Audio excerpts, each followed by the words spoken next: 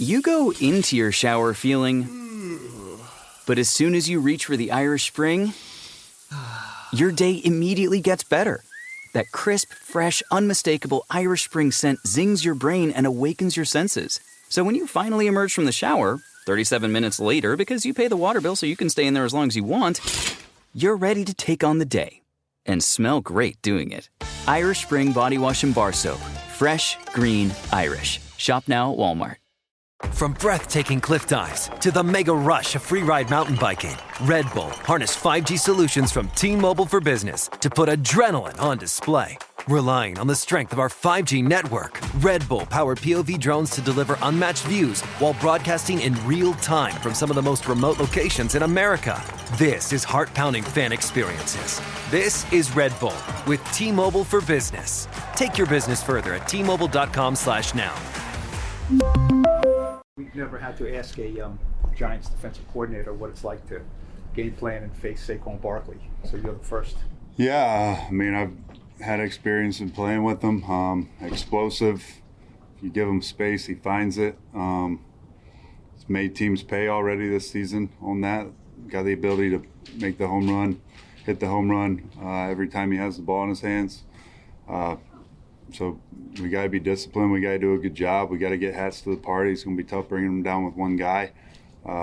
Big challenge for us. You weren't here, obviously, with him, but do you at some point address your players and kind of tell them that, do you want to tell them it's personal or you want to tell them it's not personal? You don't. No, that's status quo for us. It's week to week. It's another good player that we're playing. Again, they got good receivers on the outside. It's another team, another big challenge for us. We got to be ready to go regardless of who it is. Obviously, they got their history with them here, but I'm trying to do my best to keep them focused, keep us focused on the job at hand, and us worrying about us and doing our job and being prepared and ready to go. Just to go back to Sunday night, can you just take us through the play call on the Burrow scramble and what broke down after this? Yeah, I mean, I shouldn't have called it. It's on me. I should have made a better play call there, 3rd and long, kind of that fringe field goal territory. He got out. Tough call. He got out, ran 47 yards. We didn't catch him before he got to the end zone. What did you see from Aziz on Sunday and the way the front was able to kind of work together? Yeah, he did a good job. That's the expectation, right? These guys, they get their opportunities and make the most of them. Be ready to go day in, day out. Never know when that opportunity is going to arise. I thought he showed up. He made plays for us. He was active. He was winning. He was getting off the ball. I felt his speed out there, attacking the line of scrimmage. Really pleased with him and being ready to go and showing up when we needed him. What do you feel has been the key to your guys' progress on the defensive side of the ball? I think we're continuing to learn, continuing to improve. Guys playing with each other. We have some continuity now, finally. For the most part, early on it was shuffling deck chairs a little bit, especially in the back end. But guys are working. They're working hard day in and day out. Big emphasis on fundamentals. I see those improving week to week. Continuing to play the next play. I think there's a lot to it, but the guys are playing hard, and they're making plays when we need them to make plays for the most part. They're showing up, so hopefully we can continue that. What's the key to defending the tush push? I don't know. There's been a lot of different attempts at it, and I don't think many people have been very successful. So I think the key is to not get them in 3rd and 1. The key to have Dexter Lawrence. Hopefully that helps. What have you seen from the rest of Philly's offense this year beyond Saquon and what they're able to do? Yeah, I mean, AJ missed that time. He's back now. Obviously, that's a big part of their offense. He showed up last week against Cleveland. I think the quarterback, the ability to run the football is always there with him. You got to do a good job there. Obviously, for us, we've struggled with some of these guys running the ball on us, right? On critical downs, on 3rd down, we're going to have to do a good job trying to keep him in the pocket and hopefully he doesn't get out and hurt us with his legs in the passing game. But they're talented. They're going to find ways to get the playmakers the ball. They got a lot of them over there. We're going to have to do a good job being locked in. Like it's a little bit different animal because of the run game, what they can do in the run game, how they're structured up front.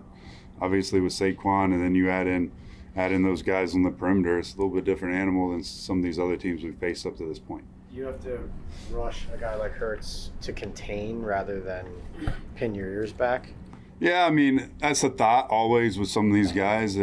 You rush 4, there's usually 2 gaps open. You rush 5, there's usually 1 gap open. You rush 6, you got them all filled for the most part. So, I mean, that always goes into the thought process, a little bit of it. I think just the coordination, being able to feel off guys, make guys right in their rushes, making sure we're not just running behind them and opening these big B-gap escape lanes and putting stress on the inside guys to kind of handle 2 gaps.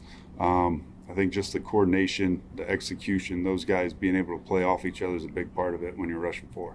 On the back end, early on in the year, like you said, the shuffling the deck chairs, it seems like now, especially last week, you have a comfort level as to what the guys can do, even interchanging guys at certain, Flock coming out, Adoree coming in on the outside, seemingly on 3rd down.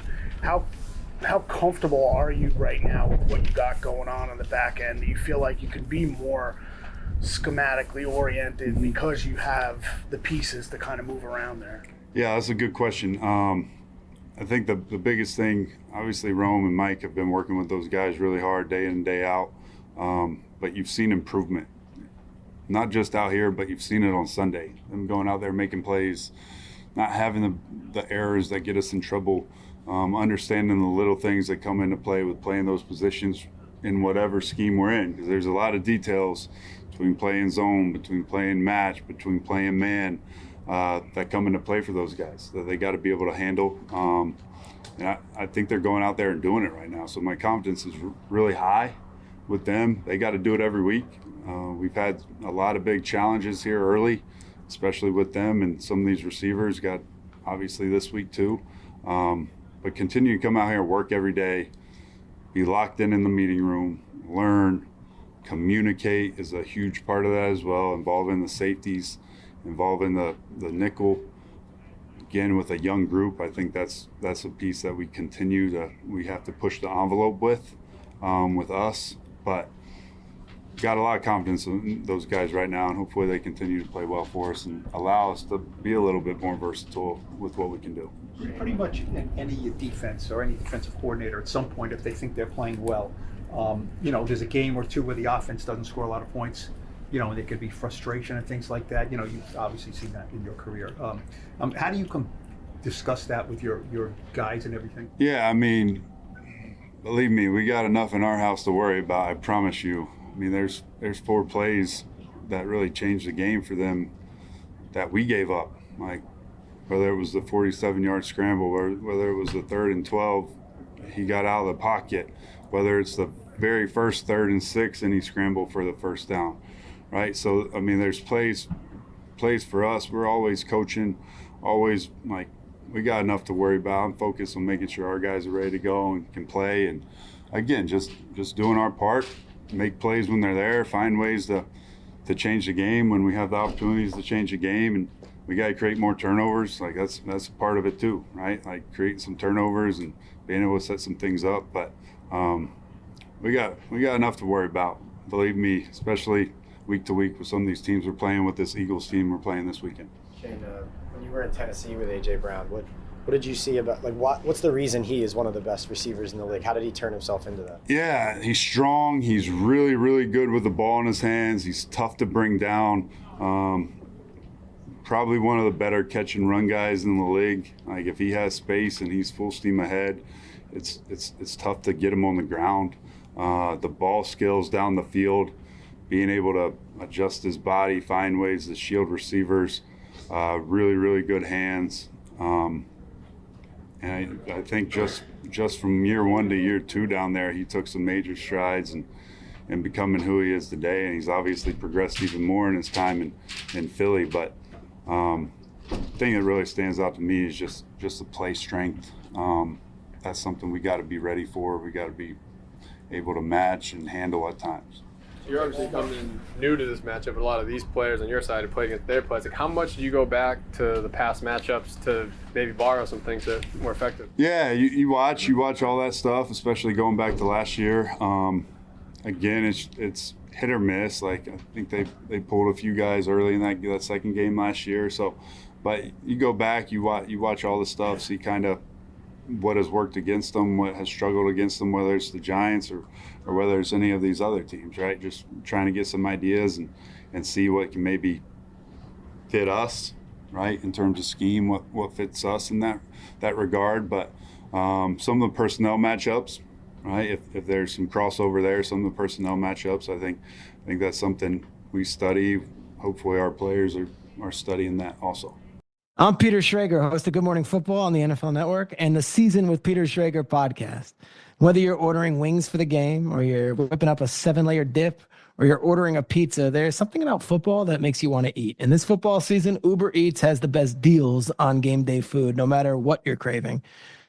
From 2-for-1 pizzas to buy one, get one wings to whatever it is you want, Uber Eats will be dropping new deals each week all season long.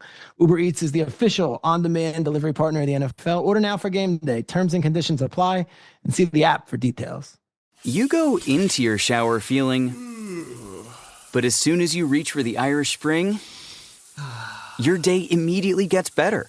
That crisp, fresh, unmistakable Irish Spring scent zings your brain and awakens your senses. So when you finally emerge from the shower, 37 minutes later, because you pay the water bill so you can stay in there as long as you want, you're ready to take on the day and smell great doing it. Irish Spring Body Wash and Bar Soap. Fresh, green, Irish. Shop now at Walmart.